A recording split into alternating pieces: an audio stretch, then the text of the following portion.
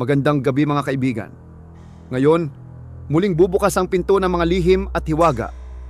Dito sa Sigaw sa Dilim, maririnig ninyo ang mga kwentong hindi basta kwento, kundi mga bulong ng gabi, mga sigaw ng mga nilalang na nagtatago sa anino. Kaya kung handa na kayong pakinggan, isara ang ilaw, suotin ang inyong headset, at sabay-sabay tayong lumusong sa dilim ng kwento ngayong gabi. Renan! Renan! Renan! Narinig mo na ba ang balita? Grabe, Chong! May natagpuan na naman doon na bangkay sa gilid ng kakahuyan. Pwede ba, Chong? Huwag ka munang maingay. Sinisipat ko pa tong isda, oh. Baka mamaya makawala na naman sa akin ang ingay-ingay mo. Teka, pakinggan mo muna ako, Chong. Mas mahalaga tong sasabihin ko. May mas mahalaga pa ba sa ginagawa ko, Chong? Pambihira, ano ba kasi yun? Teka, saan na naman ba nasagap ang balitang yan, ha? Para ka talagang sira. Saan pa? Di sa mga chismosa nating kababaryo. Hanggang dito nga, pinag-uusapan ng tungkol sa lalaking natagpuan sa gilid ng kakahuyan kaninang umaga. Tignan mo nga sila, oh. Pakinggan mo ang kanilang mga pinag-uusapan. Ikaw lang yata tong walang pakialam sa mga nangyayari sa paligid. Dahil ang pakikialaman ko lang ay ang buhay ko at kung gaano karami ang mahuhuli kong isda ngayon. Pambira ka talaga, oh. Inuuna mo pa ang pakikinig sa mga kwentong barbero kaysa manghuli ng isda. Barbero ka dyan. Hindi to kalokohan, no? Totoong may namatay sa gilid ng kakahuyan. Ang sabi, nagpunta raw ang lalaking yun sa kinatatakutang ilog sa gubat bago siya natagpo ang patay. Talaga bang totoo ang sinasabi mo, Chong? Sigurado ka ba talaga na nagpunta sa kinatatakutang ilog sa gubat ang biktima bago siya namatay? Oo nga, sabi. Totoo talaga. Ang sabi, pinatay raw ang lalaki ng mabangis na hayop sa gubat. Totoo nga kayang pinatay siya ng mabangis na nilalang na nakatira sa ilog. Isipin mo, para yatang napaka-imposible ang nakarating ang katawan ng biktima sa kakahuyan na madaling makikita ng tao. Ayang ka na naman sa mga paganyan-ganyan mo. Natural na makakarating ang biktima sa kakahuyan dahil may paa naman ang hayop, di ba? Nagkalasog-lasog nga raw ang katawan ng biktima. Halos hindi na raw makilala. Ang sabi nga ng mga nakakita, kagagawan daw yun ng mabangis na buwaya na nakatira sa ilog sa loob mismo ng gubat. Ha? Ano ka mo? Buhaya? Pambira, naniwala ka naman. Hindi ba't mga kwento-kwento lang yan na matatanda? Tsaka ang alam ko, ang buhaya, naninirahan yan doon sa bandang tahimik. Yung sa mga bakawan. Wala pa sa atin nun. Maniwala ka. Kwento lang yan ng mga kasama nating nanguhuli ng isda sa ilog para masolo nila ang gubat. Huwag ka nga nagpapaniwala sa mga sinasabi nila. Hindi to basta kwento lang, Renan. Totoong totoo to. Sa katunayan, 5 na ang bangkay ng lalaki na natagpuan sa kakahuyan sa loob lamang ng 1 buwan, ha? Hindi ba't parang nakakatakot na, Renan? Pareho sila ng mga itsura at sanhi ng pagkamatay. Halos magkalasog-lasog ang kanilang katawan para talagang nilapa ng isang mabangis na buhaya. Tsaka, Chong, may mga kagat sa katawan ng biktima, halatang galing sa matatalas na ngipin. Para bang pinilas ng napakalaking panga. Kaya sigurado talaga ang mga tao na buhaya ang may gawa nun. Pasensya ka na, Tol. Pero hindi mo pa naman nakikita ang kanilang itsura, di ba? Kaya paano mo nasabing buhaya nga ang may gawa nun? Sige nga. Kwento ng mga nakakakita. Bakit ba ang hirap mo maniwala sa kwento? Dahil mahirap talagang paniwalaan ang sinasabi lang ng mga tao, Chong.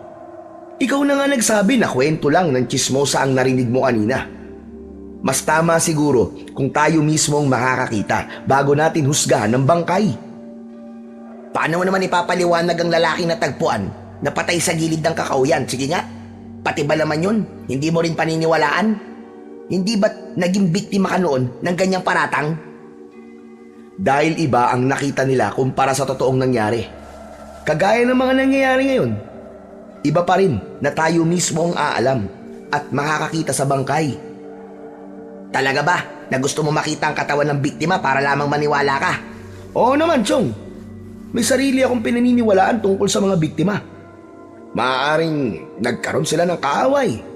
Kaya yun, tinambangan sa daan at nagkataon na galing sila sa gubat. O di kaya naman masama ang ugali ng lalaking pinatay. Kaya ginantian. Marami ang posibleng dahilan, Chong. Huwag tayo mag-focus sa iisa lang na hinala na wala namang sapat na batayan. Pasensya ka na, Chong. Pero hindi talaga ako naniniwalang buhaya ang may kagagawan nun. Nakakawalang gana ka namang kwentuhan. Bigla ako nang hina sa'yo. Ang layo pa naman ng tinakbo ko para lamang magbalita. Tapos para palang nagkikwento lang ako sa kahoy. Anak ng tutyang naman, oh. O bakit? Nagsasabi lang naman ako ng opinyon ko. Sige na nga, umalis ka na dyan. At kailangan ko pang manghuli ng isda. Inaabala mo ang pagyaman ko Sos! Kahit magkanda balubaluktot o magtatambling ka pa dyan sa panguhuli mo ng isda, hindi mo yan ikakayaman. Diyan ka na nga. Ang mabuti pa kaya tumambay na muna ako sa tindahan ni Aling Training. Nang sa ganun, ay mapatunayan ko sa'yo na totoo ang mga sinasabi ko. Meron talagang buhaya sa baryo natin, Chong. Maniwala ka. Talagang meron buhaya sa baryo natin, Chong. Yung mga bumibili ng huli nating isda na binabayaran sa atin ng maliit na halaga at pagkatapos ibibenta naman nila ng mas mahal. Yun ang totoong buhaya. Buhaya sa lipunan. Sira ulo ko talaga, naisingit mo pa yan. Ibang buhaya naman ang sinasabi mo Isang kurakot na mamimili ng isda ang tinutukoy mo. Pambihira. Baka mamaya may makarinig pa sa'yo. Ako pa ang mapahamak dahil sa kalokohan mo. Talaga namang ikaw ang mapapahamak dahil sa'yo nagsimula ang kwento. Nananahimik ako rito tapos ginugulo mo ang paghahanap buhay ko. Sige na nga, umalis ka na. Nang matapos ko na tong ginagawa ko. Ewan ko sa'yo. Baliw! Hindi ko alam kung paano kitang naging kaibigan Hindi mo alam? Pambihira. Hindi ba't ang magkaibigan, pareho daw nasira ang ulo? Tuluyan ng napikon sa kanya ang kaibigan niya na si Jojo. Kaya naman, muling ipinagpatuloy ng may 18 taong gulang na binatang si Renan ang pangangalap ng isda. Ang pangangalap ng isda ay tumutukoy sa panghuhuli ng isda mula sa ilog gamit ang lambat, pangki, kawil, pangingilaw at iba pang paraan ng panghuhuli ng mga isda. Yun din ang pangunahing hanap buhay ng mga tao sa baryo ng Agripasyon. Kaya naman, yun na rin ang nakagisnan na hanap buhay ni Renan. Minana pa niya ang kagamitan sa kanyang lolobin. Magmula nang magkasakit ang matanda, ay siya na ang humalili rito sa pangingisda. Ngunit nagbago ang masaganang yaman ng tubig nang magsimula ang iligal na pamumutol ng kahoy sa kagubatan. Nagsimula rin na tumigang o matuyo ang lupa, pati na ang mga ilog dahil nawala na ang mga puno na kumakanlong sa ilog na dapat sana ay umaagos sa patubig ng mga tao sa baryo. Kaya naman, sa dami nilang nanguhuli ng isda sa ilog, paunti na rin ng paunti ang nakukuha nilang isda. Mas dumami ang kanilang kaagaw sa ilog dahil wala nang ibang mapagkukunan ng pagkain nila sa araw-araw. At sinasamantala naman yun ng mayamang negosyante na pinagdadalhan nila ng mga nahuhuling isda. Kagaya na lamang ni Mang Tasyo, binibili sa kanila ng mura ang isda at pagkatapos ay dadalhin nito sa bayan ang mga yon, saka ibibenta ng mas mahal, halos triple ang presyo. At dahil walang nahuhuli si Renan sa kanyang pangki o lambat, binunot niya ang kanyang itak at binaybay niya ang tali ng mga bubo na papasukan ng maliliit na hipon. Pwede rin yung ibenta kapalit ng bigas.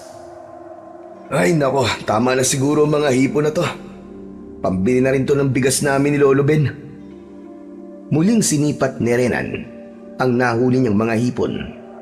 Kung hindi lang niya kailangan ng pera para pambili ng bigas, hindi niya yun ibibenta kay Mang Tasyo.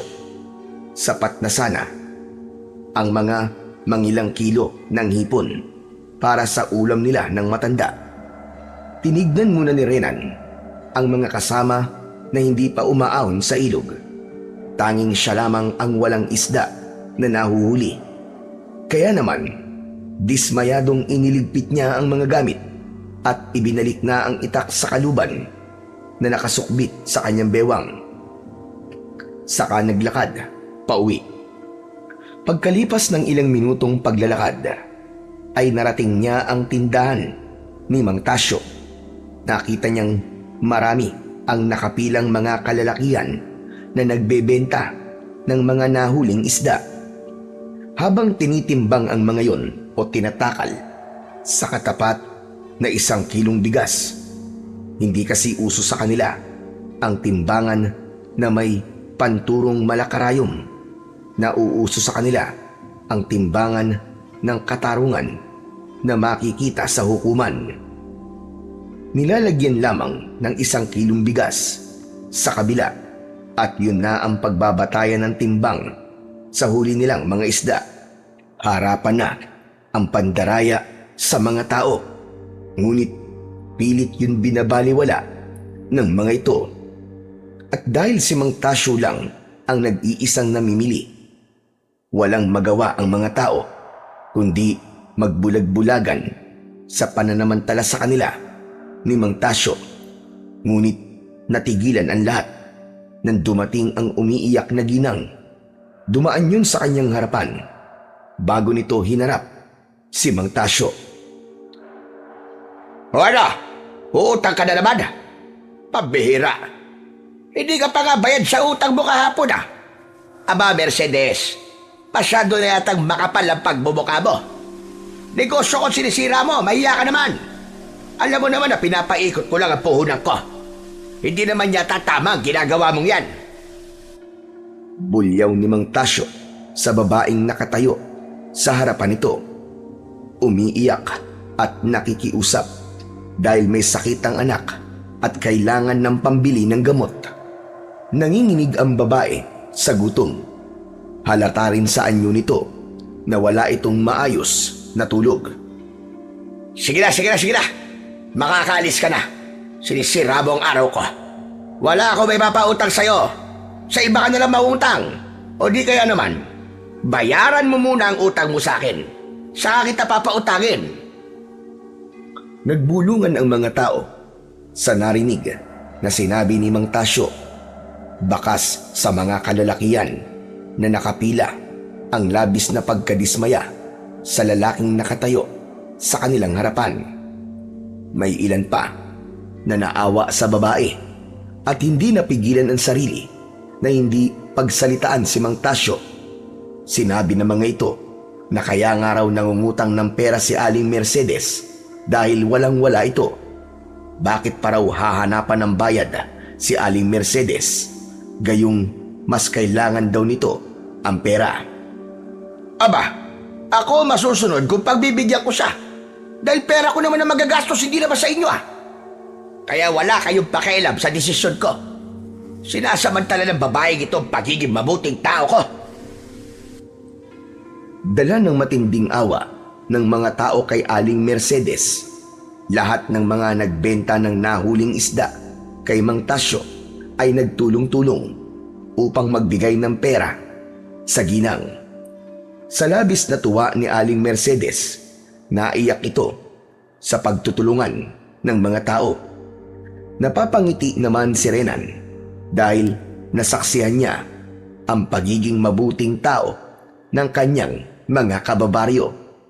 Hindi niya akalain na sa kabila ng kigipitan ng mga tao ay nakukuha pa rin ng mga ito na tumulong sa nangangailangan. Hindi naman nagustuhan ni Mang Tasyo ang kabutihan ng mga tao at pakiramdam nito ay insulto yun para sa kanya. Teka. Parang naglolokohan yata tayo rito ah. Pinamumukha niyo sa akin na masama akong tao. Halata naman na nagpapaawa lamang yung babae yan eh. Nagpaloko naman kayo. Sa sinabing yun ni Mang Tasyo, hindi na nakatiis si Renan. Lumapit siya sa unahan ng pila at sinagot si Mang Tasyo. Mang Tasyo, sandali lang. Kaya manluloko man po siya o hindi, ang mahalaga, tumulong po sila sa kanilang kapwa. Eh kayo nga po, wala pong naibigay. Meron pa kayong nasabi. Ang panluloko sa kapwa ay Diyos na po ang bahala ron. Pero paano naman po kung nagsasabi talaga ng totoo si Aling Mercedes? Hindi po ba't tama lamang po na tulungan siya ng kababaryo natin? Lalo na po kung buhay na po ng anak niyang nakataya. Sos! Isa ka pa! Palagi ka rin nakikialam sa diskarte ko. Wala ka namang may pagmamalaki. Teka, ano man dala mo para sa akin? Aba, hipo na naman. Hindi ko na yan tatanggapin. Sawang-sawa na ako sa hipon. Iuwi mo na lang yan sa inyo. Ang gusto ko, maraming isda ang dalhin mo sa akin. Ayos lang naman po na hindi niyo po ito bilhin eh. Ang mahalaga, nakita ko po kung anong klaseng tao kayo. Darating din naman ang paniningil ng Diyos sa mga taong walang pakialam sa kapwa at may masamang ugali. Teka. Kanina ka pa. Hindi ko nga pinatulan ng pangingialam mo sa akin. Hihirit ka pa. Ano ba gusto mo magyari, Harenan? Huwag kang magpanggap na mabuti kang tao dahil lamang sa pagbanggit mo ng Diyos. Iniwan ka nga ng mga magulang mo eh. Dahil nakapatay ka sa kabilang baryo na inalisan nyo, di ba? Akala mo siguro hindi namin alam na mamamatay tao ka. Hindi po totoo yan. Wala akong pinatay na tao. Eh, huwag kang magkunwaring mabuting tao, Renan.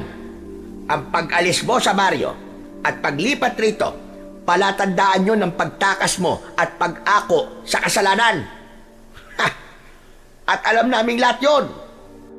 Teka. Sumusobra naman yata kayo sa pagsasalita, Mang Tasyo. Napalingon ng lahat sa gawin ni Jojo.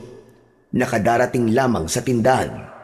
May dala itong 1 kilong isda na mukhang binili nito sa nakatayong lalaki sa pinakahuling pila. Walang nakakita sa nakaraan ng kaibigan ko. Bakit kailangan niyo pang ungkitin ng mga bagay na nakalipas na? Bakit hindi ko ungkatin ang nakaraan niya? Nakikialam tong kaibigan mo eh. Pinamumukha ko lang sa kanya na huwag siyang magmamalinis. Kung umastay kaala mo, wala siyang baho na itinatago. Umalis na nga kayo sa tindahan ko at mamalasin ako sa pinaggagawa niyo. Tatanggapin ko na lang kayo rito kapag marami kayong isda na dinala sa akin. Pakiramdam ni Renan ng mga sandaling yun ay nanlamig ang kanyang balikat at batok. Ipinaaalala na naman sa kanya ang madilim niyang nakaraan na matagal niya nang gustong kalimutan. Wala naman talaga siyang pinatay. Napagbintangan lamang siya nang iligtas niya ang lalaking nawalan ng malay na hindi naman niya inakala na pinatay pala ng kapwa nito lalaki. At dahil bata pa siya noon at walang alam, binunot niya ang talim sa dibdib nito. Sakto yun na naabutan siya ng mga tanod na nagroronda sa lugar at sa kanya ibinintang ang sisi dahil siya ang naabutan ng mga ito. Dahil sa mga nangyari, inako ng kanyang ama ang kasalanan na hindi naman talaga siya ang may gawa. Ganun naman talaga ang mga tao. Kung ano lang ang nakita, yun ang papaniwalaan kahit hindi alam ang buong pangyayari. Dahil sa labis na sama ng loob ng kanyang ina, hindi siya nito pinaniwalaan at iniwan siya. Kaya naman, si Lolo Ben na ang kasama niya sa buhay, ang nag-alaga sa kanya at hindi siya iniwan. Ang matanda lamang ang nag-iisang naniwala sa kanya, kasama ng kaibigan niyang si Jojo na kahit kailan ay hindi siya hinusgahan. Maya-maya pa ay naramdaman ni Renan ang kamay ng kanyang kaibigan na humawak sa kanyang braso at hinila siyang palabas ng tindahan. Kasunod niyang lumabas si Aling Mercedes. Sinabi nitong maraming salamat sa pagtatanggol niya rito. Saka ito naglakad papalayo sa lugar na yon at iniwan silang dalawa ni Jojo na nagsisimula ng tahakin ng daan papunta sa kanilang bahay. Huwag mo nang isipin ang mga sinabi ng kumag na yon, Chong. Kung meron lang talagang ibang mamimili ng mga nahuhuli nating isda, matagal na rin kaming lumipat ng pagbibentahan eh. Ayos lang naman, Chong. Totoo naman ang sinabi niya. Kaya nga, wala akong mga magulang dahil kasalanan ko. Hindi ko naman sila masisisi. Ano ka ba naman, Chong? Huwag mo nang intindihin yun eh. Di naman ako naniniwala sa kanila eh. Marami rin nakakaalam sa nakaraan ko, Chong. Yung mga tingin ng mga lalaking nakapila kanina, kahit hindi sila magsalita, alam ko yun. Meron din silang opinion tungkol sa akin. Pambihira ka naman, oo.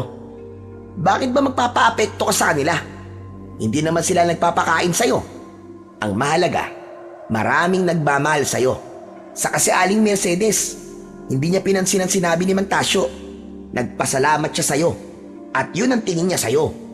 Mabuti kang tao, Chong. Kaya huwag kang paapekto sa sinasabi ng mga taong madaling nanghuhusga sa pagkatao ng iba. Maraming salamat, Chong, ha. Kung wala ka, marahil hindi na ako lumalabas ng bahay dahil sa kahihiyan. Pambihira, bakit ka naman mahihiya? Wala ka namang ginagawang masama. Sila ang dapat na mahiya sa'yo, Chong. Dahil sa pagiging sakin nila at gahaman sakita ng iba. Nakakalimutan nila ang pagiging mabuting tao. At yan ang wag mong kalilimutan. Hamakin ka man ng lahat, huwag kang sumuko. Dahil ang higit na nakakakilala sa'yo, walang iba, kundi ang sarili mo at ang Panginoon Diyos. Kaya tara na nga, umuwi na tayo. Ihatid ko pa tong binili kong isda eh. Bakit naman kasi bumili ka pa ng isda? Hindi ba tayo pa nga nanguhuli ng isda para sa pamilya natin? Ano ka ba naman, Chong? Palusot ko lang to para hindi na ako mapagalitan ng airpat. Ilang araw na akong walang nahuhuling isda eh. Kapag umuwi akong walang dalang isda, panigurado, naku po, sabon na naman, nakatakot-takot ang aabutin ko nito. Baka ikula na ako. Sira ka talaga. Inuuna mo pa kasi ang pakikiusyoso sa mga kwentuhan ng mga tao rito eh. Aba, syempre, hindi ako makakapayag na mahuli sa mga balita, no? Kailangan, alam ko palagi ang latest. Habang tinatahak ni Renan at Jojo ang masukal na kakahuyan pauwi sa kanilang bahay, napansin nila ang tila kaguluhang nagaganap sa gawing unahan ng daan. Habang papalapit sila, lalo nilang naririnig ang mga sigawan at bulungan ng mga tao. Mambihira, parang may natagpuan na naman silang bangkay sa gawing yun ah. Halika, Chong, tignan natin. Malalaki ang hakbang ng paa na nilapitan nila ang kinaroroonan ng mga tao. Pagkarating nila, tumambad sa kanilang paningin ang isang bangkay ng lalaki. Nagkalat ang lamang loob sa damuhan. Nilalangaw at may amoy na malapit na sa pagkaagnas. Nagkalasog-lasog ang katawan nito para bang pinaghahampas o pinaghati ng isang mabangis na nilalang. May ilan pang patak ng dugo sa bahagi ng damuhan. Tila nanlaban pa ang lalaki sa nilalang na umatake rito. Nanlaki ang mga mata ni Renan. Parang nakita niya na ang ganung eksena. Nakita niyang may nakatarak na kahoy sa dibdib ng lalaki. Walang iniwan ang itsura ng lalaki sa bangkay na sumira ng buhay niya noon. Namutla siya at pinagpawisan. Pakiramdam niya ay hindi na siya humihinga ng mga sandaling yun. Agad naman napansin ni Jojo ang nangyayari sa kaibigan. Tol, ano nangyayari sa'yo? Namumutla ang labi mo, tapos nanginginig ka pa. Ayos lang ako, Chong. Ganyan din kasi yung itsura ni Mang Lito. Yung naging dahilan kung bakit nasira ang pamilya ko. Ganun ba? Huwag mo nang tignan. Umalis na tayo rito. Kalimutan mo ang mga nakita mo. Pasensya ka na. Hindi man lang kita pinigilan para hindi mo na makita ang bangkay. Ayos lang, Chong. Wala ka naman kasalanan eh. Muling sinulyapan ni Renan ang katawan ng lalaki. Dilat ang mga mata nito at nakaawang ang bibig. Kapansin-pansin na para bang natuyo ang katawan ng lalaki. Tila may pumiga sa katawan ng biktima. Ang tiyan ay nagkaluray-luray na parang hibla ng sinulid. Ang ibang mga tao na nakakita sa katawan ng lalaki ay hindi maiwasan ang hindi magtakip ng ilong at bibig. Ang ilan naman ay nagdarasal at nag-aantandang krus pa dahil sa labis na pangamba sa sariling kaligtasan. Narinig nila na buhaya raw ang pumatay sa lalaki. Natigilan sina Renan at Jojo. Nagkatinginan silang dalawa at kapwa nakaramdam ng malamig na kilabot. Alam nilang hindi ito simpleng pagpatay. Isa na namang biktima ng mabangis na halimaw ang kanilang nadaanan. Ang katahimikan ng kagubatan ay napalitan ng takot at pangamba para sa mga tao. O tol, ngayon mo nga sa akin sabihin na taong may gawa niyan? Kanina lang natin pinag-uusapan ng tungkol sa mga biktimang natagpuan sa gilid ng kakahuyan, di ba? Ngayon naman, nasa gilid na siya ng kalsada at malapit sa ating tirahan. Nakita mo naman ang kanyang itsura. Ano sa tingin mo? Anong uri ng nilalang ang may gawa nito? Sa aking palagay, isang mabangis na hayop nga may gawa nito. Pero hindi buhaya. Ang hirap paniwalaan na may buhaya sa baryo natin. Ang ibig mong sabihin, hindi ka pa rin naniniwala na buhaya ang may gawa nito? Sa tingin mo, bakit nila kinatatakutan na puntahan ng ilog sa gubat? Kinatatakutan nila ang gubat dahil naniniwala sila sa kwento na may buhaya sa lugar na yon. Ngunit kung iisipin, kung buhaya nga may gawa niyan, hindi ba't nakapagtataka na hindi niya inuubos ang katawan ng biktima? Ibig sabihin nun, ang pumatay sa lalaking yan ay bunga ng pananakot o may iba pang dahilan. Pasensya ka na tol ha, pero iba talaga ang sinasabi ng isip ko eh. Walang katotohanan na may buhaya sa gubat. Naniniwala akong kaya sinasabi nilang nakakatakot ang ilog sa gubat ay upang masolo nila ang mga isdang mahuhuli nila sa lugar na yun. Hindi yan totoo, Renan. Wala talagang nangangas na pumasok sa loob ng gubat at manghuli ng isda sa kinatatakutang ilog dahil sa buhayang pumapatay sa mga tao. Sinasabi ko to sa'yo para hindi mo puntahan ng gubat para manghuli ng isda. Kilala kita, Chong. Matigas ang ulo mo at ayaw magpapigil kapag may gusto kang puntahan. Napapailing na lamang na ibinaling ni Renan ang paningin sa kabilang direksyon bago siya nagdesisyon na umalis na sa tapat ng pinagkakaguluhan ng mga tao dahil tama ang kanyang kaibigan. Sa matagal na araw na hindi na siya nakakahuli ng isda, talagang balak na niyang pasukin ang kagubatan at puntahan ang kinatatakutan na ilog para manghuli ng mga isda. At gagawin niya yon nang hindi kasama ang kaibigang si Jojo dahil natitiyak niyang maigpit nitong tututulan ang pagpunta niya roon. O paano? Dito na tayo maghiwalay, Chong. Mamaya na lang ulit tayo magkita. Di na siguro muna ako mangingisda, Chong. Parang gusto ko na muna magpahinga. Heh, baka naman iniisip mo pa rin ang mga sinabi ni Mantasio kanina. Hindi na. Sanay na rin naman na ako sa mga panlalait ng mga tao sa pagkatao ko eh. Hindi ko lang talaga maiwasan ang hindi malungkot. Kasi bahagi na yun ang nakaraan ko na gusto ko nang kalimutan. Aba dapat lang. Dahil kung palagi ka magpapakulong sa nakaraan mo, hindi ka makakaabante sa buhay mo ngayon. O kaya sige na. Kailangan ko na rin umuwi. Isang tapik sa balikat ang naramdaman ni Renan mula kay Jojo. Saka ito nagpaalam sa kanya at naglakad papalayo. Habol niya ang tingin sa kaibigan hanggang mawala na ito sa kanyang paningin. Tinaak naman ni Renan ang daan pauwi sa kanilang bahay. Bigla siyang nag-alala dahil wala na naman siyang kinita para bumili ng bigas. Kaya naman, isang malalim na buntong hininga ang pinakawalan niya bago siya pumasok sa loob ng kanilang bakuran.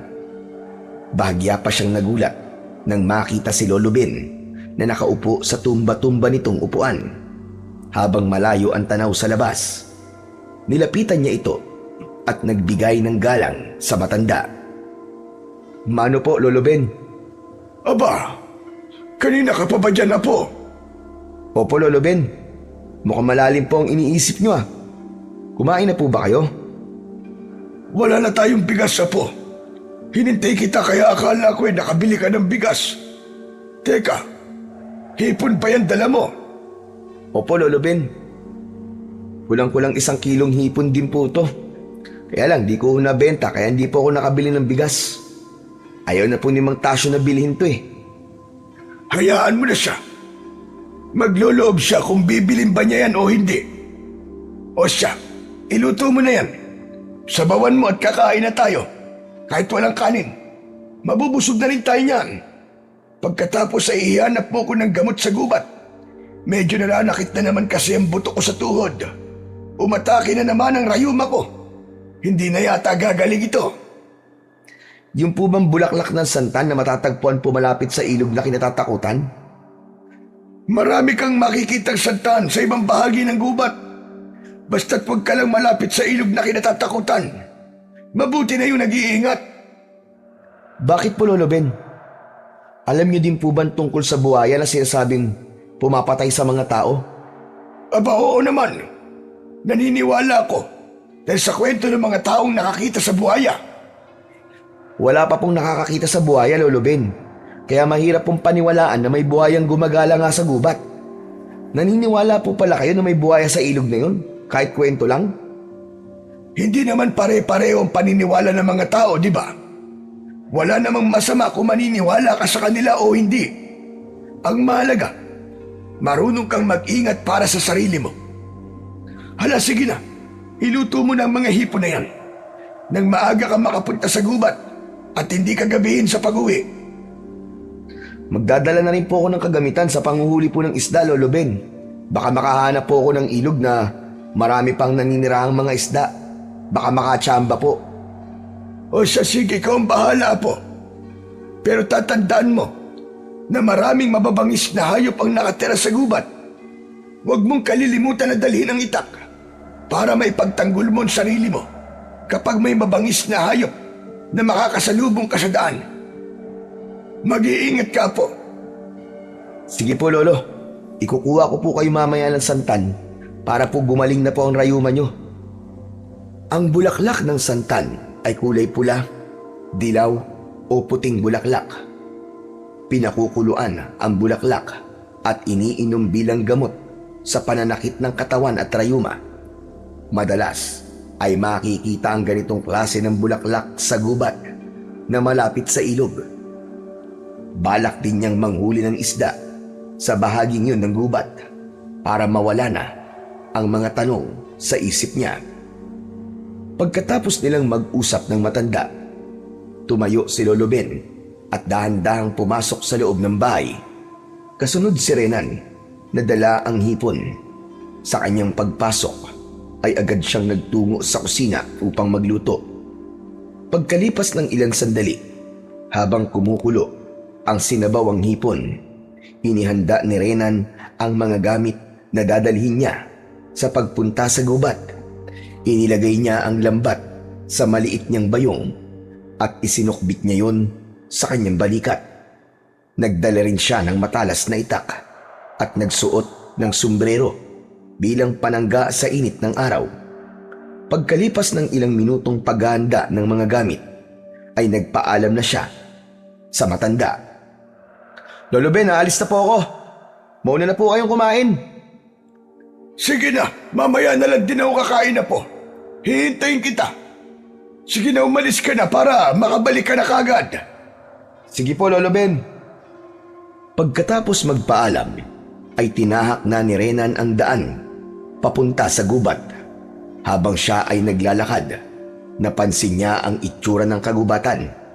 Mataas at malago ang dahon ng mga punong kahoy.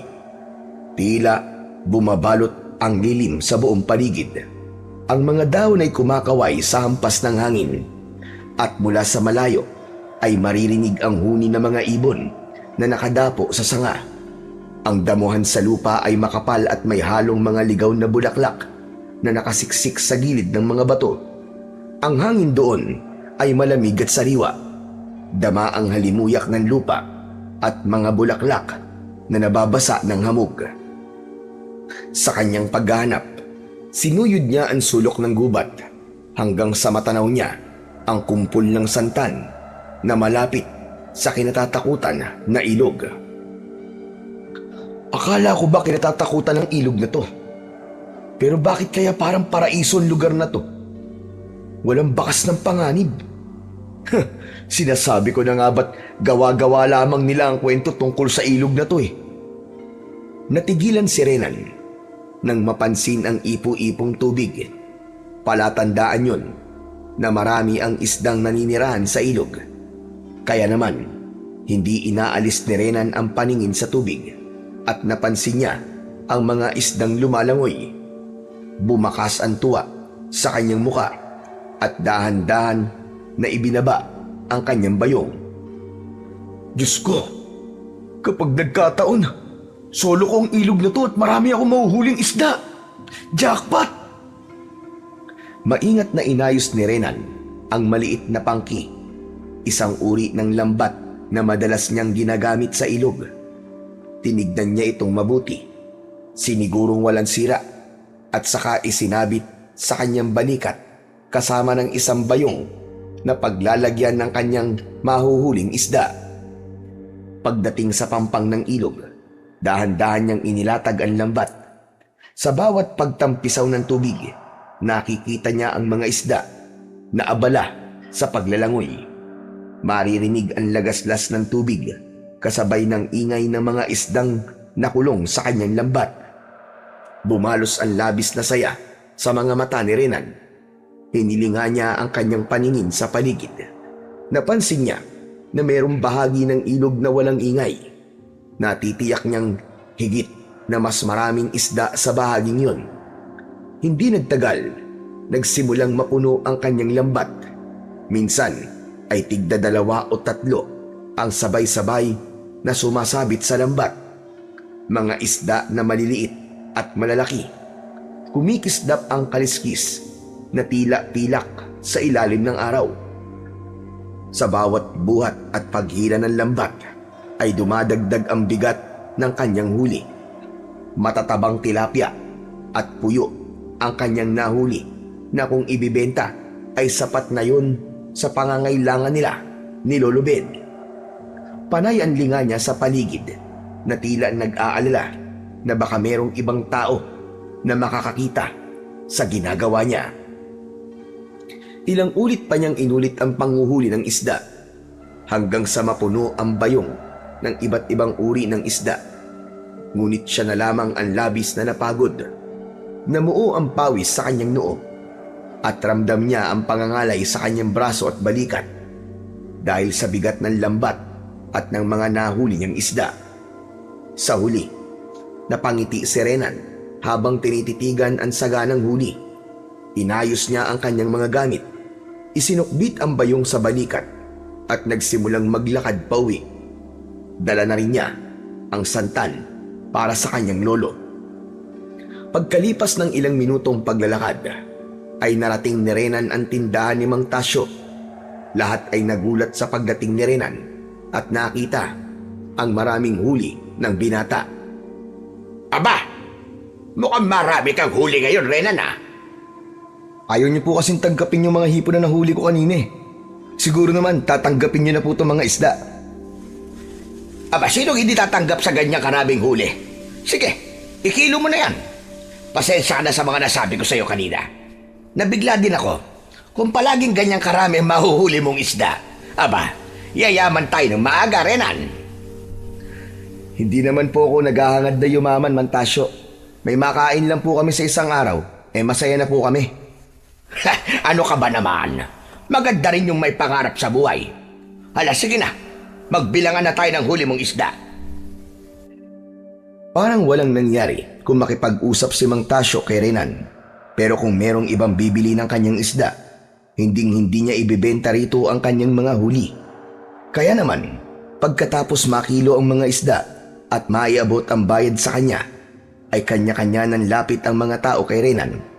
Marami ang nagtatanong kung saan niya nahuli ang mga isda, ngunit wala siyang balak na ipagtapat sa mga tao ang kanyang sikreto dahil natitiyak niyang dadagsain ng tao ang kinatatakutan na ilog.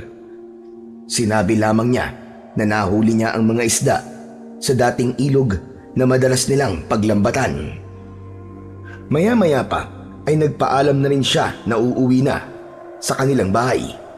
Bumili muna siya ng bigas at ilang prutas pati inumin para kay Lolo Ben.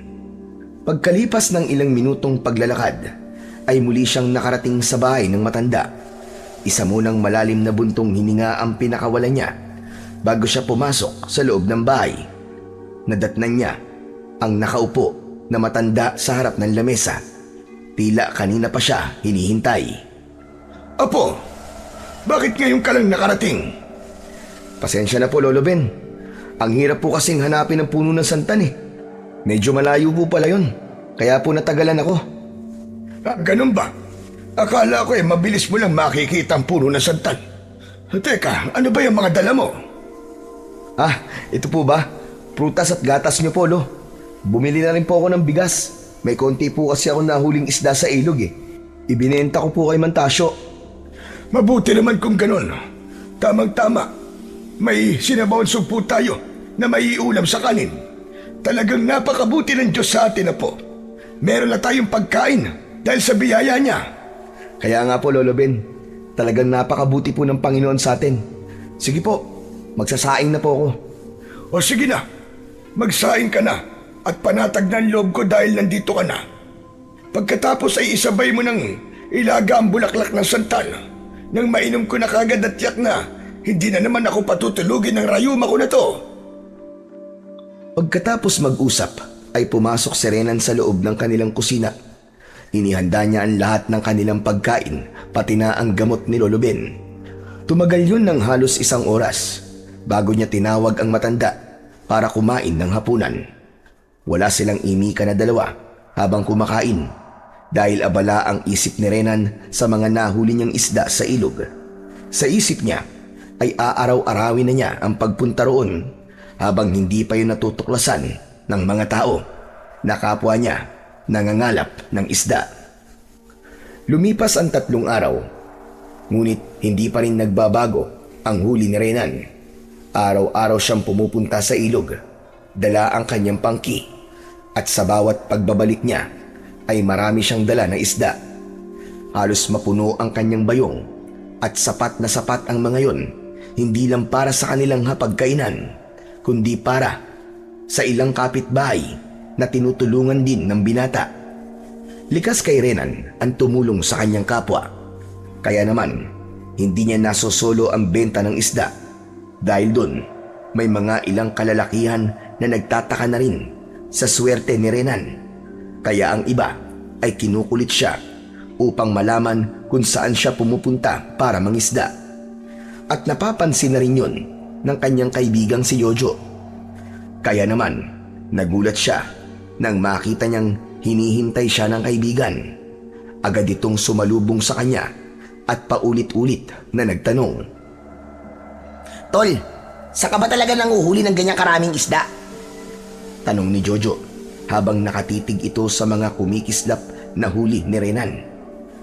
Bakas sa anyo ng kaibigan ang pagtataka na may bahid ng sama ng loob dahil sa paglilihim niya rito. Wala naman akong ibang pinupuntang ilog, Chong, para manghuli ng isda.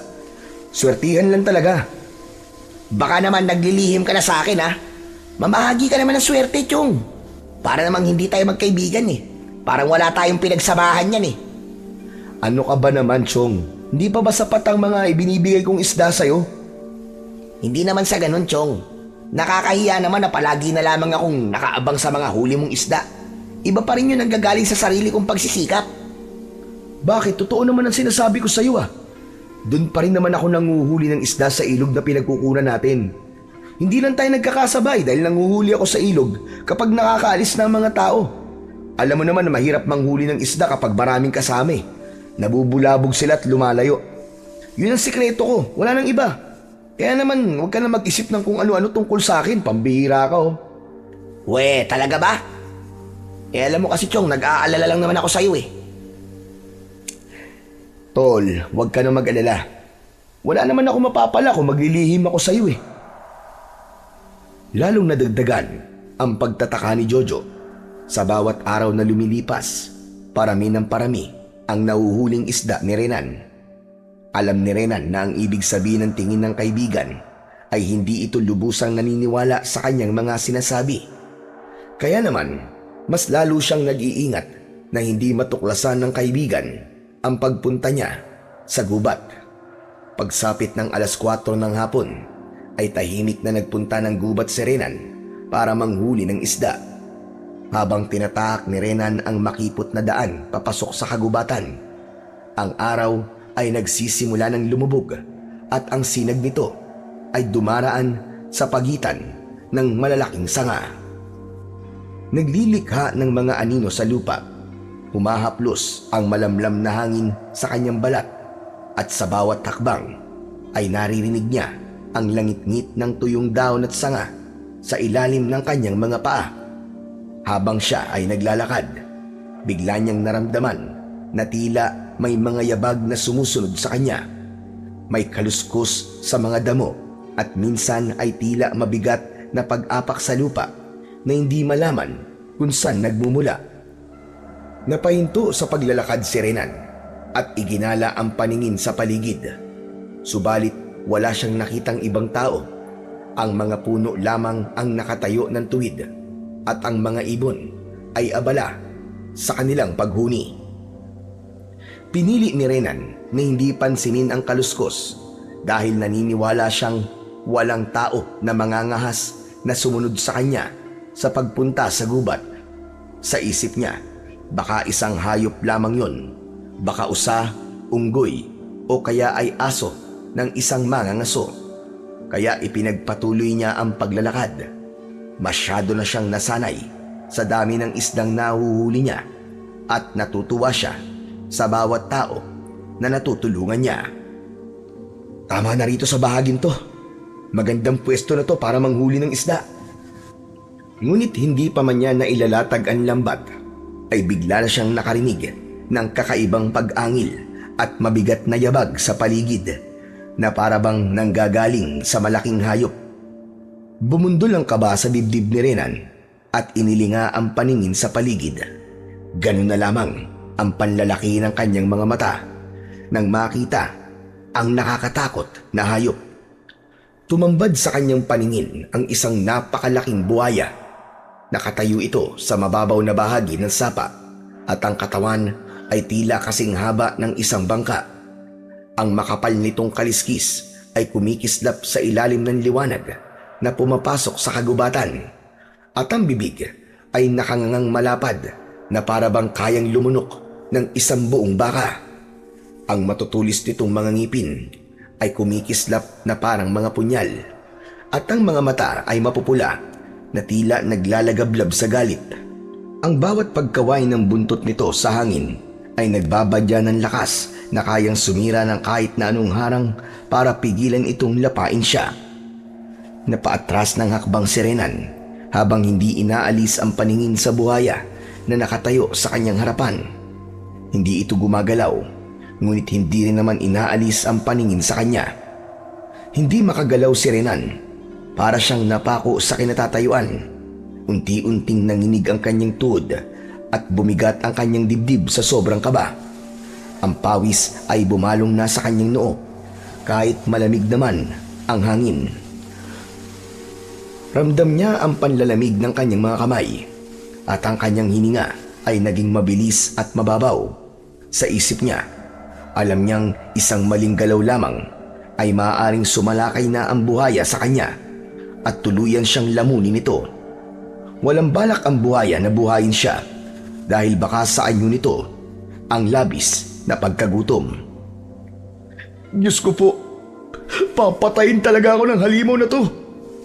Totoo nga, totoo na mayroong buhaya sa lugar na to. Nanginginig ang kanyang kamay. Hindi niya alam ang kanyang gagawin. Ngunit biglang umingay ang paligid dahil sa paghakbang ng buhaya papalapit sa kanya. Mabilis na sumunggab ang buhaya kay Renan. Bumuka ang napakalaki nitong bibig. Tila bangin na handang lumamon sa kanya. Sa lakas ng galaw ng buhaya, yumanigan lupa at halos mabuwal si Renan.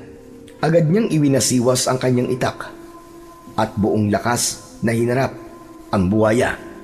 Sa isang iglap lamang ay nasangga niya ang unang hampas ng buntot ng buhaya. Subalit tinamaan pa rin siya nito sa tagiliran. Bumagsak siya sa lupa habang namimilipit sa labis na sakit. Naramdaman niya ang kirot ng pagkakabangga ng kanyang katawan sa puno. Ngunit pinilit niya pa rin tumayo. Hindi niya binitiwan ang kanyang itak. Umikot ang buhaya at muli siya nitong hinarap. Nanginginig ang kanyang mga tuhod, ngunit hindi siya makakapayag na basta na lamang siyang lamunin ng halimaw. Sige, lumapit ka! Akala mo natatakot ako sa'yo! Nagkakamali ka! Handa ako mamatay na lumalaban!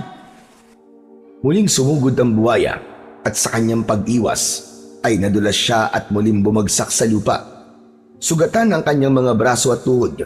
Ang dugo ay unti-unting dumaloy mula sa kanyang mga sugat at ang kanyang hininga ay parang tambol na nagpahirap sa kanyang paghinga. Ngunit sa kabila ng takot na mamatay at lapain ng halimaw, pinilit niya pa rin tumayo. Sa isip ni Renan ay iisa lamang ang laman: lumaban hanggang sa huli niyang hininga. Sige, lapit lang! Patay kung patay! Kesa naman palapa ako sa'yo nang walang kahirap-hirap! Kapag lapit ng buhaya, buong lakas na itinaas ni Renan ng kanyang itak at itinagayon sa buntot ng buhaya. Tumama ang talim at napilas ang laman nito sa buntot. Halos balat na lamang ang nakadugtong. Umalingaw-ngaw ang malakas na ungol ng buhaya at lalo itong nagalit. Ang mga mata nito ay tila nagliliyab sa matinding pot at ang bawat kilos ay mas naging mabangis at maras. Kahit sugatan si Renan at hingal na hingal, nakatindig pa rin siya na handang lumaban at abangan ang pagsugod ng nilalang. Isang malakas na pagpalo ng buntot ang ginawa ng buhaya kahit balat na lamang ang nakadikit. Nagawa pa rin ito na tamaan ang tagiliran ni Renan. Bumagsak siya sa lupa at nabitiwan ang itak. Hindi na siya nakagalaw dahil isandi pa na lamang ang layo ng buhaya mula sa kanyang kinaroroonan. Sige, hindi ako natatakot sa'yo! Lumapit ka! Patayin mo ako kagaya ng mga ginagawa mo sa mga biktima mong hayop ka! Mabilis na humakbang papalapit sa kanya ang dambuhalang buhaya. Ipinakita niyang hindi siya natatakot dito. Hindi siya kumukurap ng mga mata. Sa halip, nilabanan niya ng titig ang tingin nito. Naghari ang katahimikan dahil sa pagtigil nito sa paghakbang. Pinagmasdan siya nito ng mabuti. Nakita ni Renan na tila natitigilan ang buhaya at nagulat siya nang bigla nitong kinagat ang sariling buntot at ibinato yon sa kanya. Tumama ang buntot ng buhaya sa kanyang paanan. Medyo nasaktan siya, ngunit nagulat sa biglang pagbabago ng buntot ng buhaya. Ang magaspang at matigas na balat nito ay kumislap na tila bakal. Ilang segundo lang ang lumipas, naging isang magandang latigo yun na kumikislap sa liwanag. Ang hawakan ay makinis na parang inukit at ang mismong latigo ay mahaba, matibay at tila humuhuni kapag inihahagupit. Bumundol ang kaba sa kanyang dibdib at kinilabutan ang buo niyang katawan. Sa isip ni Renan, hindi niya maipaliwanag sa kanyang sarili kung ano ang bagay na nakita niya. Lalo na ang pagbabagong yun ng naputol na buntot ng buhaya. Natigilan si Renan habang nakatitig sa mahiwagang bagay sa kanyang paanan. Hindi siya makapaniwala ang isang bahagi ng mabangis na nilalang ay naging sandata, tila nilikha para sa kanya. Nakadama siya ng halo-halong emosyon, pagtataka, pangamba at paghanga. Para bang ang latigo ay may sariling bangis na nang aakit sa kanya upang damputin yun. Ngunit hindi siya makakilos kagad sapagkat ang buhaya ay hindi umaalis sa kanyang harapan. Nakatayo ito. Ang mga mata ay nakatitig sa kanya. Nakabuka ang panga at naglalaway ang matutulis nitong mga ngipin. Sa kabila ng sugat nito sa buntot, nanatili pa rin itong nakatindig. Tila pinagmamasdan kung ano ang gagawin ni Renan, kung dadamputin ba niya ang latigo o hindi. Ngunit napansin niya na wala na ang bakas ng galit sa anyo ng dambuhalang buhaya. Sa dibdib ni Renan, mabilis ang tibok ng kanyang puso. Nagpapakiramdaman silang dalawa ng buhaya, pero mas pinili ni Renan ang maging matapang sa harap nito. Bakit naging latigong buntot ng buhaya? Para ba talaga to sa akin? Buhaya, ano ba ang ibig mo sabihin sa sandatang to? Bakit mo iniagi sa akin? Hindi pa rin gumagalaw ang buhaya, ngunit banayad na ang paghinga nito. Walang bakas ng panganib. Hindi pa man halos natatapos ni Renan ang sasabihin nang marinig niya ang boses ng kaibigan niyang si Jojo. Marami itong dala na bato at pinaulanan ng bato ang buhaya, kaya walang nagawa ang buhaya kundi ang umalis sa harapan niya at humarap ito kay Jojo. Buhaya, lumayo ka! Layon mo ang kaibigan ko! Alis! Lumayo kang halimaw ka! Alis! Dinampot nito ang mga batong nagkalat sa lupa. Walang patid na ipinukol sa buhaya. Sunod-sunod ang pagbagsak ng mga bato sa likod, ulo at tagiliran ng buhaya. Talakas at bilis ng pagbato ni Jojo. Para na yung ulan na walang tigil na bumabayo sa katawan ng dambuhalang nilalang. Umangil ng malakas ang buhaya. Nagngalit, nagtatatalon sa galit habang tinatamaan ng bawat bato. Ang dating nakatuon na paningin ng buhaya kay Renan ay napalitan ngayon na humarap sa bagong dating na si Jojo. Tumilapon ang lupa at dahon sa bawat bagsak ng mga bato at ang paligid ay nag-eko sa tunog ng pagbagsak ng bato sa katawan ng buhaya. Si Jojo, bagamat hingal at pawisan, ay hindi tumigil. Ang braso nito ay mabilis na kumikilos, parang hindi napapagod. Nang mga sandaling yun, ay halos hindi na humihinga si Renan dahil sa takot na baka atakihin ng buhaya ang kanyang kaibigan. Ngunit bumalik sa ilog ang buhaya at hindi pinansin si Jojo. Mabilis na lumapit sa kanya ang kaibigan at inalalayan siya nitong tumayo habang nag-aalala. Ano, Chong? Ayos ka lang ba? Pambihira. Mabuti pala't sinundan kita dito. Kung hindi, baka pinaglalamayan ka na ngayon. Pasensya ka na, Chong, ha? Hindi ko akalain na totoo pala talagang merong buhaya sa gubat na to. Siguro naman maniniwala ka na ngayon. Diyos ko, tignan mo nga nangyari sa'yo. Oh. Hindi mo man lang inisip na mapapahama ka sa lugar na to. Pagkatapos, naglilihim ka pa sa akin. Pambihira ka. Salamat talaga, Chong, ha? Iniligtas mo ang buhay ko. Mabuti na lang talaga at nailigtas kita. Kung hindi, mapapabilang ka na sa mga lalaking naging biktima ng buhaya. Panigurado na magiging kwento ka na lang talaga. Magsasalita pa sana si Jojo nang makita nito ang latigo sa paanan ni Renan. Saka lamang naalala ni Renan ang buntot ng buhaya na naging isang kakaibang latigo. Oh, Chong, bakit may latigo sa paanan mo? Ha? Oo. Latigo yan ni Lolo Ben. Dinala ko panlaban sa mga mababangis na hayop dito sa gubat. Hindi mo rin naman nagamit ang latigo kanina. Eh bakit mo pa yan dinala? Tara na nga. Baka mamaya bumalik pa ang buhayang yun. Mahirap na. Hingal na hingal si Renan habang nakatingin sa lupa kung saan nakalatag ang mahiwagang latigo na mula sa buntot ng buhaya. Sa kabila ng kirot ng mga sugat at bigat ng kanyang katawan, iniunat niya ang kanyang kamay at dahan-dahang dinampot ang latigo. Nang mahawakan niya ang latigo, nakaramdam siya ng kakaibang lakas na dumaloy sa kanyang palad. Para bang isang bagay na may kakaibang kakayahan para palakasin ang kanyang katawan. Ngunit hindi siya nagpahalata sa kaibigan. Inalalayan niya si Jojo. Pinasan ang isa niyang balikat upang makapaglakad ng tuluyan. Pero bago umalis sa lugar na yon, sinulyapan muna ni Renan ang ilog. Kasunod ng pagtingin niya sa mahiwagang latigo, naramdaman niya na humakbang ng pasulong si Jojo. Kaya wala na siyang nagawa kundi ang umalis ng tuluyan sa gilid ng ilog. Mabigat ang hakbang, ngunit magaan sa kanyang dibdib na nakaligtas siya sa tiyak na kamatayan. Dahil sa kanilang pagmamadali, hindi nila nadala ang lambat ng binata at iniwan din ang itak. Sa halip, ang nadala ni Renan ay ang kakaibang sandata. Natitiyak niya na mayroong dahilan kung bakit ibinigay sa kanya yon ng dambuhalang buhaya. Pagkalipas ng ilang minutong paglalakad, ay narating nila ang bahay ni Renan. Gulat na gulat si Lolo Ben at napatakbo sa kanilang kinaroroonan. Diyos ko po!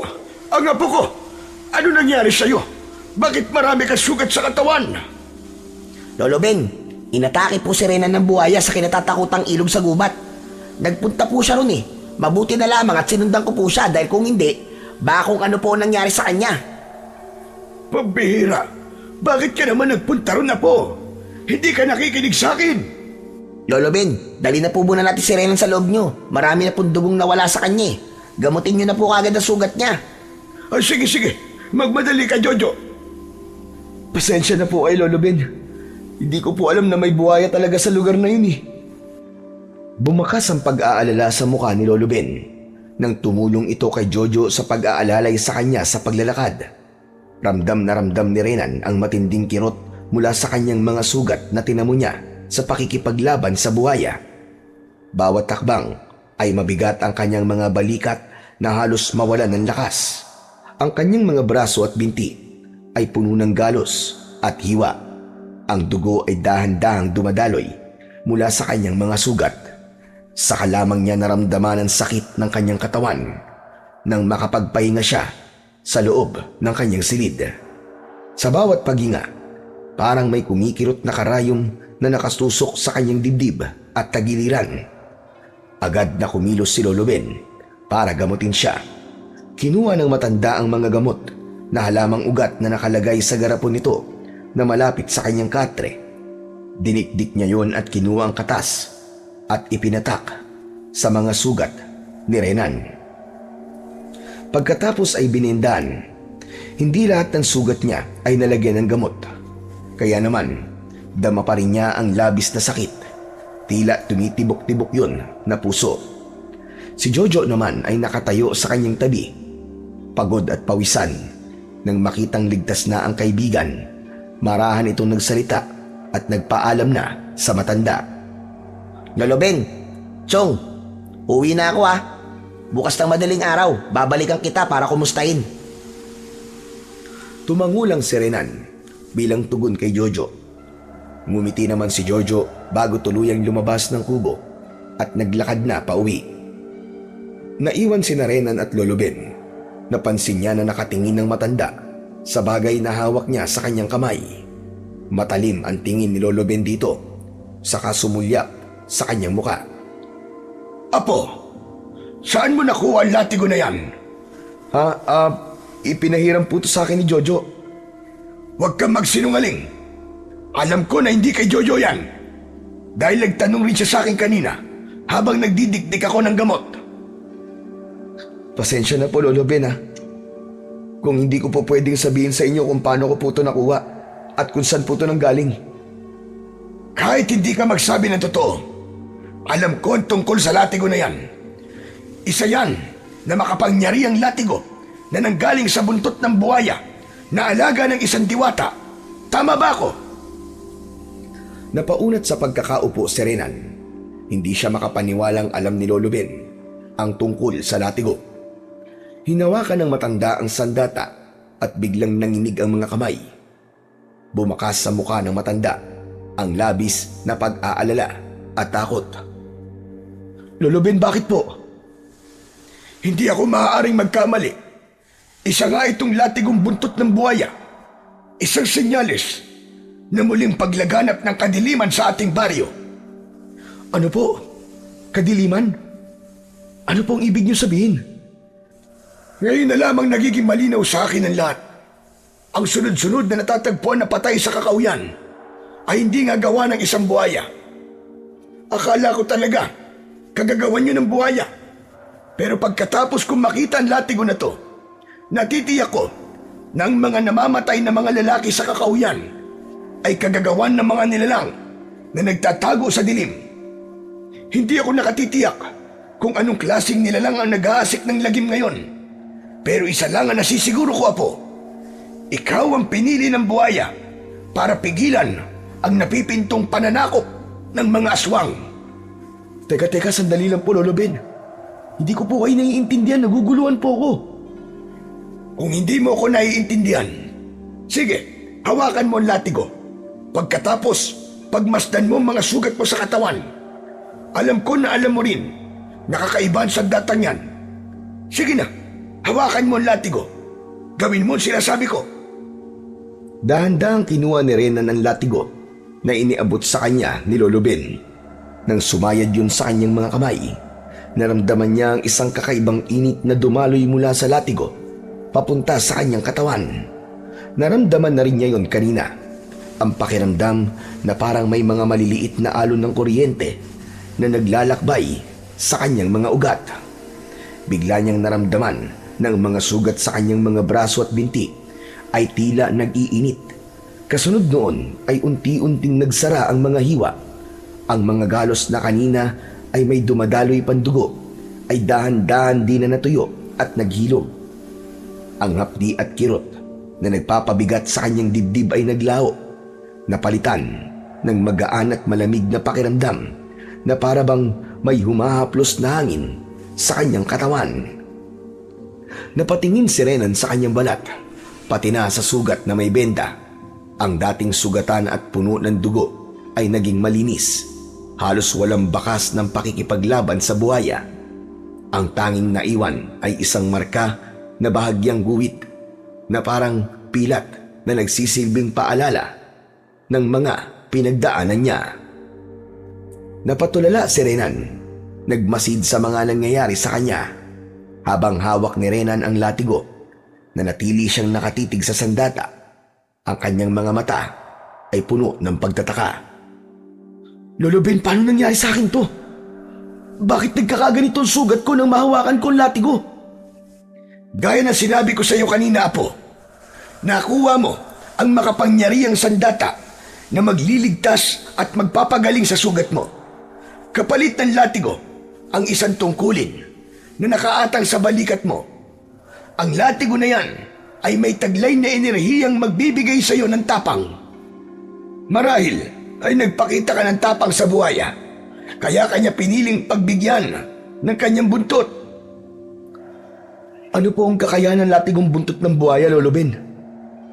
Kapag inihampas mo sa lupa ang latigo, sinasabing naglalabas ito ng alingaw-ngaw na kinakatakutan ng mga nilalang ng dilim. Nakasalalay sa mga kamay mo ang balanse ng kalikasan. Paano niyo po nasasabi ang mga bagay na yun, Lolo Ben? May gumamit na po ba nito sa tunay na laban? Oh, may nauna nang gumamit sa latigo, Apo. Isang manunugis ng aswang na mas piniling lumayo at maniraan sa baryong ito para linisin ang pangalan ng kanyang apo. Ang taong unang gumamit ng ganyang sandata, walang iba kundi ako, dahil ako ang dating manunugis ng mga aswang. Ano? Hindi po ako makapaniwala na dati po kayo manunugis. Kaya po ba nakilala niyo kagad ang latigo na to? Oo, Renan. Ang totoo, walang alam si Jojo tungkol sa latigo. Hindi naman talaga siya nagtanong sa akin kanina. Dahil hinuhuli naman kita kung magsasabi ka ba sa akin ng totoo. Umaasa ako kanina na sana nagkamali lamang ako sa nakikita ko. Ngunit nang mahawakan ko ang latigo, tila bumalik ako sa aking kabataan nung panahon na ako ay malakas pa. Pero bakit po kayo nagsinungaling na wala po kayong alam sa mga aswang na totoong pumapatay sa mga tao? Sinabi niyo pa na naniniwala kayo sa kwento na buhaya nga ang may gawa nun sa mga biktima. Dahil ng mga oras na yon, ay hindi ako naniniwalang may aswang na tiktik sa baryo na to. Ang buong akala ko, naubos ko na silang lahat. Ano naman po ang tungkol sa mga aswang na tiktik? Anong uri sila ng mga nilalang? Sila ang mga nilalang na may anyo na tulad sa paniki. May kakayahan silang lumipad para dagitin ang kanilang biktima. Sa ere pa lang, sinisip-sip na nila ang dugo nun. Ano naman po ang kanilang kahinaan, Lo? Malakas na ingay mula sa latigo at ang enerhiyang masasagap nila sa kagubatan. Kahit mag-anyo sila na ordinaryong tao, hindi nila makokontrol ang kanilang mga sarili na maglantad ng totoo nilang anyo. Ano naman po ang tungkol sa sinasabi niyong lilinisin niyo po ang pangalan ko? Dahil malakas ang kutob ko na nandito ang totoong pumatay kay Lito. Kung hindi ako nagkakamali, ang pinuno ng mga aswang na tiktik ang may kagagawan nun sa kanya. Ngayon na lamang talaga nagiging malinaw sa akin ang lahat, Apo. Matagal ako na nahimik. Hindi ko akalain na nagsisimula na siyang magpakilala bilang isang mabangis na nilalang na hindi basta-bastang mapapatay. Paano ko po mapapalabas ang bisa ng latigo? Kapag nasa panganib ang buhay mo, Apo, kusang magliliwanag ang latigong yan. Subalit may kakaiba pang kapangyarihan ng latigo na ikaw mismo makakatuklas. Kailangan mo munang matutunan kung ano ang mga dahilan ng kilos at paggalaw ng latigo. Dahil mag-iinit yan kapag merong aswang sa paligid. Kapag handa ka na, ang latigo ay hindi lang sandata. Ito ay magiging bahagi ng iyong pagkatao. Nag-aalala ko sa iyo, Apo, sapagkat malakas na kalaban ang mga nilalang na maaari mong kaharapin. Wala po kayong dapat alalahanin, Lolo. Dahil alam ko po na nasa panig po tayo ng kabutihan. Pagkatapos nilang mag-usap ni Lolo Ben, ay nagpaalam na rin sa kanya ang matanda. Naiwan si Renan sa kanyang silid na malalim ang iniisip. Hanggang sumapit ang gabi ay hindi dinalaw ng antok ang binata. Nakahiga siya sa banig, ngunit hindi siya dinadalaw ng antok. Ang kanyang mga mata ay nakatitig sa kisame ng kanilang kubo, habang ang malamlam na ilaw ng gasera ay kumikislap-kislap sa sulok ng silid. Sa isip ni Renan ay paulit-ulit na bumabalik ang mga pinag-usapan nila ni Lolo Ben tungkol sa mahiwagang latigo at ang babala ng matanda na ang kapangyarihan nito ay may kapalit na responsibilidad. Bawat salita ng kanyang lolo ay parang nakaukit sa kanyang pandinig. Ang posibilidad na hindi aksidente ang pagkakakita niya sa buhaya. Marahil ay itinadhana siyang maging tagapangalaga ng sandatang yun. Napapailing siya at pilit na ipinipikit ang kanyang mga mata. Sa katahimikan ng gabi, habang ang huni ng kuliglig at huni ng mga palaka ang pumupuno sa paligid, si Renan ay nanatiling gising. Iniisip kung anong kapalaran ang nakaabang sa kanya at kung anong hiwaga pa ang dala ng latigo. Pero bigla niyang naramdaman ang paggalaw ng latigo sa kanyang tabi na para bang buhay ito na buntot ng isang buhaya. Teka, ano nangyayari? Bakit gumagalaw ang latigo? Sa hindi maipaliwanag na dahilan, biglang pumulupot ang latigo sa kanyang mga kamay at tila may malakas na puwersang humihila sa kanya palabas ng kanilang bahay, kasunod ng pag-iinit ng puluhan ng latigo. Dinala siya ng kanyang mga paa sa madilim na bahagi ng kakahuyan hanggang sa gitna ng gubat.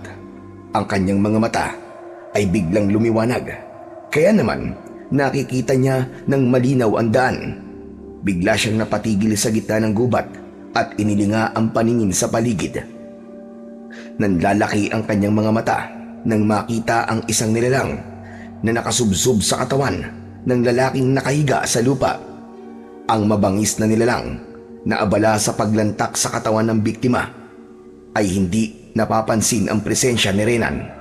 Kaya naman, kitang-kita ng binata ang matutulis na pangil ng halimaw na bumaon sa laman ng lalaki, kasabay ng malalalim na kalmot ng mahahaba at matutulis nitong mga kuko ay unti-unting pumunit sa katawan ng wala ng buhay na biktima. Hindi napigilan ni Renan ang kanyang sarili. Inagaw niya ang atensyon ng aswang na tiktik. Hoy! Damuho ka! Bukayo ka na ngayon! Hindi mo na maaaring ibintang sa buhaya ang pagpatay mong halimaw ka dahil kitang-kita ko kung anong ginagawa mo ngayon. Hindi ka na makakatakas! Natigilan ang aswang at dahan-dahang tumayo. Binuhat nito ang katawan ng lalaki. Nagulat si Renan nang bigla itong sumigaw ng pag-angil. Umagos ang dugo ng biktima sa braso ng nilalang at nagkapira-piraso ang laman nito nang walang habas itong niluray-luray ang katawan ng biktima at buong tapang na ipinakita sa kanya ang kalupitan nito. Pinagmasdan ni Renan ang itsura ng aswang na tiktik. Matangkad, payat, ngunit litaw ang bawat litid at ugat nito sa katawan. Ang balat nito ay kulay abo na parabang natutuyong balat ng bangkay. Ang mga mata ay kumikislap sa dilim na parang mata ng isang ibon. Bumuka ang pakpak nito kaya napaatras si Renan. Hindi niya naalala na meron siyang latigo sa kamay, lalo na nang makita ang pakpak nito na parabang sa paniki. Bawat paggalaw ay lumilika ng nakakabinging huni na nagbabadya ng kamatayan. Ang bibig nito ay mahaba, puno ng matutulis na pangil, at sa gilid ng labi ay umaagos pa ang dugo ng kanyang huling nilapa. Habang si Renan ay agad na naramdaman ang mainit na hawakan ng latigo. Saka lamang niya naalala ang hawak na sandata.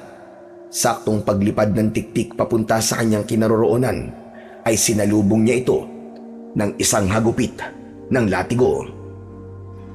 Mula sa ere ay kitang-kita ni Renan ang pagtama ng latigo sa katawan ng aswang. Nasunog ang katawan ng nilalang at sumama ang abo sa hangin. Akala ni Renan, isang nilalang lang ang makakalaban niya ng gabing yun. Biglang bumaba sa lupa ang mga nilalang na nagtatago sa sanga. Sinaid pa ng mga ito ang natirang katawan ng biktima. Saka siya inatake ng mga ito, ngunit tinamaan niya ang mga ito ng nagliliwanag niyang latigo. Bumagsak ang 5 tiktik sa lupa habang umaangil. Umusok ang katawan ng mga ito at nasunog ang katawan. Habang ang 5 pang natitira na tiktik ay nanatiling nakatayo sa kanyang harapan. Ang lakas ng loob niyong magpakita sa akin, ha? Pagkatapos yung ibintang ang kasalanan niyo sa buhaya na nananahimik sa kagubatan. Mabilis na napaligiran si Renan, ngunit mahigpit niyang hinawakan ang latigo. Nang iwas-iwas niya ito sa ere, naglabas ito ng nakakasilaw na liwanag at kasabay nito ay dumadagundong ang tunog na parang kulog. Sa isang iglap, tumama ang dulo ng latigo sa isang tiktik at agad itong nagliyab na parabang sinunog na dayami. Kasunod naman ng isa pang tiktik na nanggagaling sa kanyang likuran. Naiwasan niya ang pag-atake nito gamit ang kuko. Gumanti siya rito ng hagupit ng latigo na tumama naman sa muka ng nilalang. Ang balat nito ay nagbitak at ang katawan ay nagkadurog-durog bago bumagsak sa lupa, kasunod ng pagkasunog ng katawan nito. Sige! Lumapit lang kayo! Hindi ko kayo aatasan! Muling iwinasiwas ni Renan ang latigo sa ere, paikot sa kanyang kinatatayuan upang hindi makalapit ang 3 tiktik. Sumugod ang isa sa pamamagitan ng paglipad at pagdagit sana sa kanya, ngunit naiwasan niya yon at nakaganti ng hagupit ng latigo sa dibdib ng tiktik. Kitang-kita ni Renan kung paanong nasunog ang nilalang hanggang ang 2 pang tiktik ay nagdadalawang isip ng sumugod. Bakas ang pag-aalala sa mukha ng 2. Si Renan ang unang sumugod sa mga ito. Nagpasirko-sirko siya sa ere, kasabay ng isang paghagupit sa liig ng hawak na latigo ni Renan. Bumagsak ang tinamaan niya habang pilit na inaalis ang latigo sa liig nito. Nagkikikisay ang katawan ng tiktik hanggang masunog ang katawan nito na parang dayami. Hindi na rin nakaporma ang nag-iisang natitirang kalaban. Isang malakas na pagpalo ng latigo ang ginawa niya at tinamaan ang dibdib ng nilalang. Sa katawan nito ay dumaloy ang kakaibang apoy na dumaan sa kanilang mga ugat. Napasigaw ito dahil sa labis na sakit. Nagmistulang abo na lamang ang katawan nito na tinangay ng hangin. Ngunit bigla siyang natigilan nang marinig ang pagaspas ng pakpak. At dito nagtatapos ang ating kwento ngayong gabi. Kung nagustuhan ninyo ang karanasang ito, huwag kalimutan ang Sigaw sa Dilim, ang tahanan ng mga kwentong nag-iiwan ng takot at tanong sa inyong isipan. Mag-subscribe, i-like at i-share ang video na ito para mas marami pang marinig ang mga bulong ng dilim. Hanggang sa muli. Ingat kayo sa gabi, sapagkat hindi lahat ng ingay sa dilim ay guni-guni lamang.